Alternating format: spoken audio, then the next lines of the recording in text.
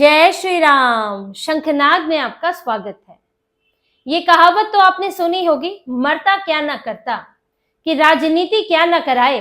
ये बात अब उद्धव ठाकरे, राज ठाकरे पर बिल्कुल सही बैठती है। कभी बाला साहेब ठाकरे पर कब्जे के लिए लड़ने वाले, अभी कभी तो क्या कहे पिछले साल तक ही बाला साहेब पर कब्जे के लिए लड़ने वाले दोनों भाई, दोनों ठाकरे आज साथ दिख रहे हैं, गठबंधन कर रहे हैं। ऐसी राजनीतिक मजबूरी हुई है, ऐसी अस्तित्व का ऐसा खतरा हुआ है कि इन्हें कि अब मिटने से पहले राजनीतिक तौर पर हम साथ आ जाए, एक बार साथ आकर भी देख लें। इसलिए दोनों ने गठबंधन की घोषणा की। राज ठाकरे, उद्धव ठाकरे ने बीएमसी और बाकी 28 नगर निगमों में साथ लड़ने की जानकारी दी। एक प्रेस कॉन्फ्रेंस में वर्ली में ब्लू स्टार होटल में इन्होंने प्रेस कॉन्फ्रेंस की थी। परिवार के लोग भी मौजूद थे और वहां पर अपने गठबंधन का कारण बताया, सीटों पर बात की। लेकिन ये गठबंधन तो इन्होंने कहा कि हम गठबंधन कर रहे हैं, लेकिन इस गठबंधन में उद्धव ठाकरे कहीं छोटे पड़ते हुए दिखाई दे रहे हैं। उद्धव ठाकरे इस प्रेस कॉन्फ्रेंस के बाद एक दबाव में नजर आए और ये दिखा कि वो अपना ही नुकसान करा बैठे हैं। राज ठाकरे ने कुछ कुछ अपनी स्थिति बचा ली है। राज ठाकरे इसमें हावी होते हुए नजर आए और उसकी सबसे पहली वजह है कि उद्धव ठाकरे को मातोश्री से निकलकर घोषणा करनी पड़ी। अभी तक आपने देखा होगा और इस बात को आपने गौर किया होगा कि उद्धव ठाकरे सारी प्रेस कॉन्फ्रेंस मातोश्री में करते हैं, चाहे वो सरकार में थे, सरकार में नहीं थे। और बाला साहेब ठाकरे भी मातोश्री में किया करते थे। इनकी एक बड़ी सी कुर्सी लगी हुई है, उसमें उद्धव ठाकरे बैठते हैं, बगल में आदित्य ठाकरे बैठते हैं, उनके बगल में संजय राउत बैठते हैं। संजय राउत के बिना इनका काम चलता भी नहीं है। और ये वाली प्रेस कॉन्फ्रेंस में भी संजय राउत थे, मुंह भी छुपा रहे थे अपना, इस पे आगे बात करेंगे। लेकिन ये लोग मातोश्री से ही प्रेस कॉन्फ्रेंस किया करते थे।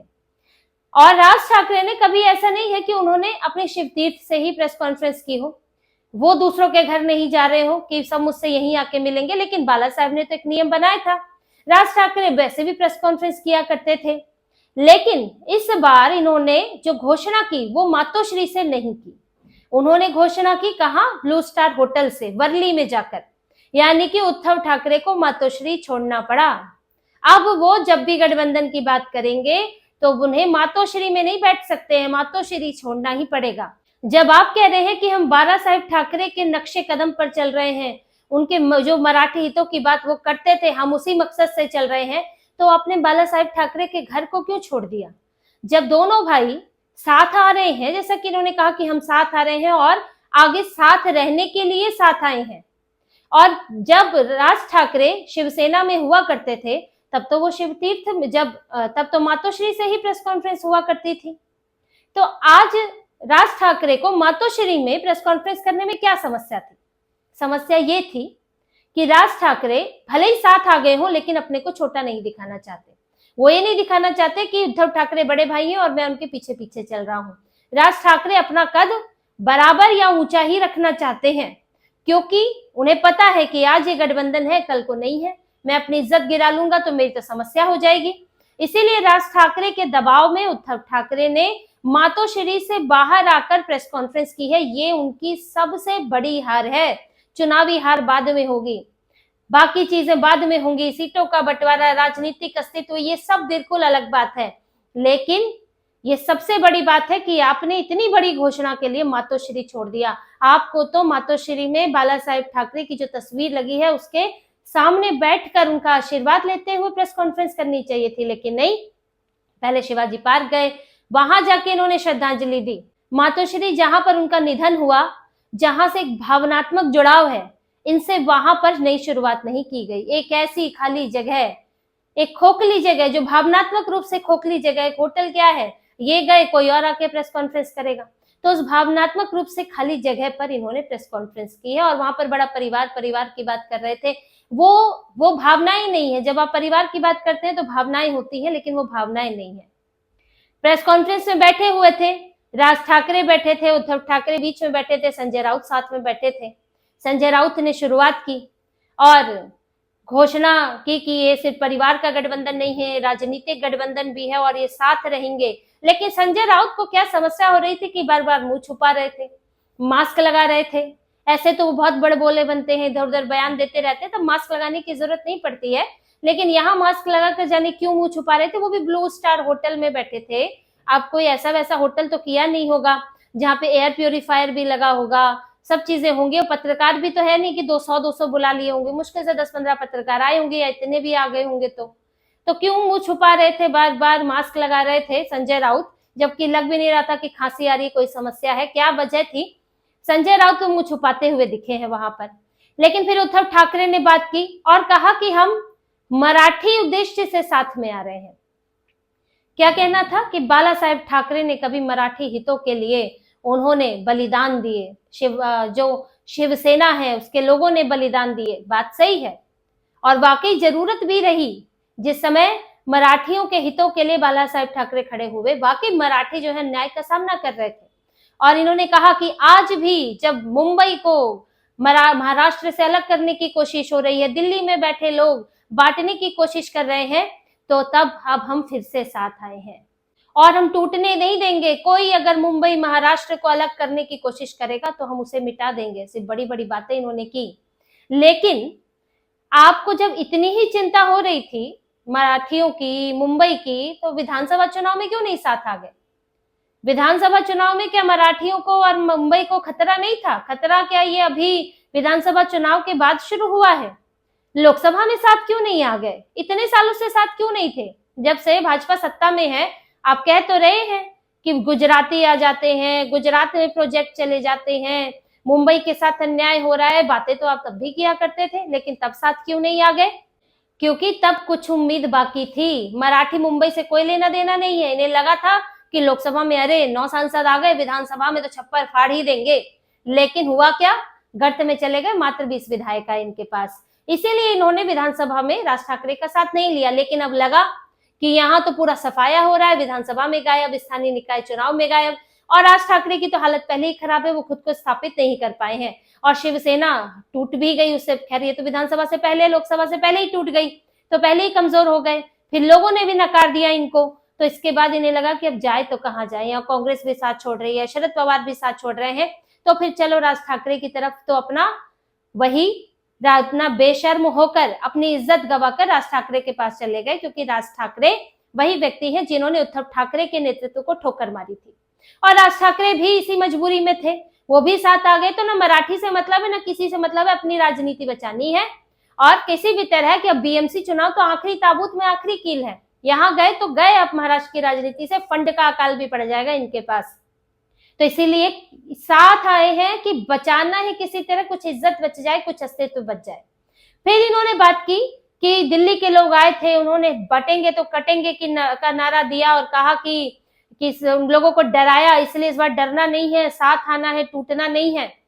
लेकिन यही बात तो देवेंद्र फडणवीस भी कहते हैं कि एकजुट रहना है, टूटना नहीं है। लेकिन एकजुट रहकर किसके पास जाना है, किसके लिए एकजुट होना है? बात तो ये है कि मराठियों को, वैसे तो जो महाराष्ट्र में जो जन्मा वो मराठी था, शिवाजी महाराज जिनकी सेना थी मराठा सेना थी, तो ये तो आप बाइफरकेट नहीं कर सकते हैं। और जो मराठी थे वो हिंदू थे।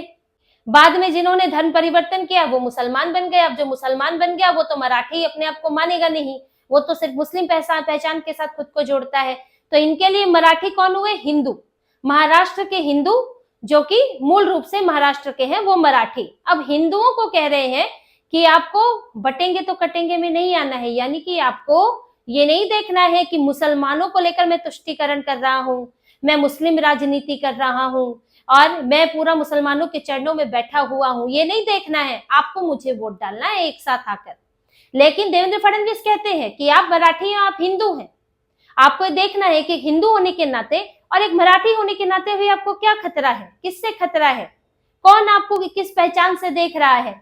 आपको जब आपको मुस्लिम देखेगा तो मराठी नहीं देखेगा, आपने वो हिंदू देखेगा। और आपके लिए खतरा कौन है, उस खतरे से बचें और एकजुट होकर वोट दें। तो किसके साथ जुड़ेंगे मराठा के हिंदू, महाराष्ट्र के मराठी हिंदू, और मराठी वहां हिंदू ही है वैसे, तो किसके साथ जुड़ेंगे? वो छत्रपति संभाजीनगर से जुड़ेंगे कि औरंगाबाद से जुड़ेंगे? क्या मराठी हिंदू मुसलमान एक साथ आ सकते हैं? क्या शिवाजी महाराज और औरंगजेब साथ आ सकते हैं? नहीं आ सकते हैं। इसीलिए यहाँ के मराठी हिंदुओं को देखना होगा। और उद्धव ठाकरे यही भ्रम फैला रहे हैं कि तुष्टीकरण मत देखो, मेरे लिए वोट दे दो। लेकिन ऐसा होने वाला नहीं है, क्योंकि उद्धव ठाकरे अपने ही जाल में फंस चुके हैं और राज ठाकरे ने भी उनके साथ खेल कर दिया है। राज ठाकरे ने एक नया राजनीतिक समीकरण बनाया, मामू नाम से मराठी और मुसलमान, और कहा कि मैं मराठी वोट लाऊंगा, हम मराठियों की बात मैं करूंगा, तुम मुसलमान वोट लेकर आओ। अब उद्धव ठाकरे फंस गए हैं, मुसलमान वोट कांग्रेस के बिना आने को राजी नहीं है, इसलिए मुस्लिम नेता भर रहे हैं और कांग्रेस के चरणों में पड़े हुए हैं। संजय राउत को इन्होंने फोन करने के लिए कहा था, राहुल गांधी को फोन करने के लिए, और संजय राउत भी इसी जुगाड़ में है कि किसी तरह हो जाए गठबंधन, तो कांग्रेस, कल को मेरी राज्यसभा की सीट का भी खतरा रहे तो कांग्रेस से राज्यसभा सीट मिल जाए। उद्धव ठाकरे को बर्बाद करने में तो इनकी भूमिका है ही है। जिस कांग्रेस शरद पवार के साथ इन्हें जोड़ा था, आज वही कांग्रेस और शरद पवार ने धोखा दे दिया है, उद्धव ठाकरे को अकेले छोड़ दिया है, इसलिए राज ठाकरे के साथ जाना पड़ा है। तो राज ठाकरे ने इसीलिए मुस्लिम वोटों की जिम्मेदारी उद्धव पर दे दी और उद्धव फंस गए हैं। अब तुष्टीकरण करे तो देखेगा मराठी हिंदू कि आखिर उसे किसके लिए एकजुट होना है और किस तरफ वोट देना है। पहले तो वो चुन ही चुका है, आपको 1000 बार दिखा चुका है, चाहे विधानसभा हो या स्थानीय निकाय चुनाव हो। बीएमसी की और बारी है, उसमें भी ये दिखा देगा कि उद्धव ठाकरे को तुष्टीकरण की सजा मिलेगी, हिंदुओं के साथ धोखा करने की सजा मिलेगी। राज ठाकरे भी उसी पे ही चल रहे हैं, लेकिन अपने आप को थोड़ा सेफ किया हुआ है उन्होंने बटेंगे कटेंगे की बात नहीं बोली, लेकिन क्योंकि वो उद्धव ठाकरे के साथ हैं तो उनको भी इसका परिणाम भुगतना पड़ेगा। उनको क्यों वोट डालेगा हिंदू, जब आप तुष्टीकरण वाले के साथ खड़े होंगे, जब आप वक्फ जमीनें हड़पेगा हिंदू की और आप कहेंगे हम वक्फ बोर्ड के साथ है, तो हिंदू क्यों आएगा आपके साथ। जब श्री राम मंदिर का विरोध करेंगे, हिंदू क्यों आएगा आपके साथ। बांग्लादेश में हिंदू मारे जा रहे हैं, आप एक शब्द नहीं बोल रहे हैं, तो हिंदू क्यों आएगा आपके साथ। जब आप औरंगजेब की कब्र को बचाते हैं, तो मराठी हिंदू क्यों आएगा आपके साथ। ये सवाल शिवसेना यूबीटी के लिए बड़ा है। साथ ही राज ठाकरे ने देखिए अभी तक जो है सीटों की घोषणा नहीं की। उन्होंने कहा कि हम यहाँ सीटों की घोषणा करने नहीं आए हैं, क्योंकि राज ठाकरे ज्यादा सीटें चाहते हैं। कुछ इलाके हैं जो मराठी बहुल है, राज ठाकरे वहां चाहते हैं, इसलिए वो घोषणा नहीं करने दे रहे हैं। उद्धव ठाकरे तो अपनी 150-160 सीटों को लेकर बैठे हुए हैं, और वही कहीं ना कहीं शरद पवार को भी मनाने के जुगाड़ में अभी है कि किसी तरह मना ले तो आ जाए साथ में। तो राज ठाकरे अपना गेम अंदर चल रहे हैं कि उद्धव ठाकरे अपना मुस्लिम तुष्टीकरण करते रहे और उसमें फंसते रहे और इनको हिंदू वोट मिलना नहीं है, तो कम से कम मुझे इसका फायदा हो जाए कि एक और कॉम्पिटिटर कम हो जाएगा, तो वहां पर मेरी पार्टी को सिर्फ महायुति का सामना करना होगा। तो इसलिए राज ठाकरे ज्यादा से ज्यादा सीटें चाहते हैं और इनको उद्धव ठाकरे के इस कांग्रेस समीकरण से कोई मतलब है नहीं, वो अपनी राजनीति चल रहे हैं। तो उद्धव ठाकरे फंसे हुए हैं, पहले इज्जत गिरा ली, मातोश्री से बाहर आ गए, दूसरा इन्होंने हिंदुओं को खो दिया, तुष्टीकरण में लग गए, तीसरा अब इन्हें मुसलमान भी वोट देने को राजी नहीं है। तो उद्धव ठाकरे पूरे फंसे हुए हैं और उनकी ये जो खराब हालत है, अपना स्वाभिमान गिरा चुके हैं, छवि खराब हो चुकी है, पार्टी खोखली हो चुकी है, इसका स्थानीय निकाय चुनाव से भी खराब नतीजा उन्हें बीएमसी में देखने को मिलने वाला है। तो इसी तरह की और खबरें और विश्लेषण आपके लिए लाते रहेंगे, हमसे जुड़े रहिए, सब्सक्राइब कीजिए, कमेंट कीजिए। बहुत बहुत धन्यवाद। जय श्री राम।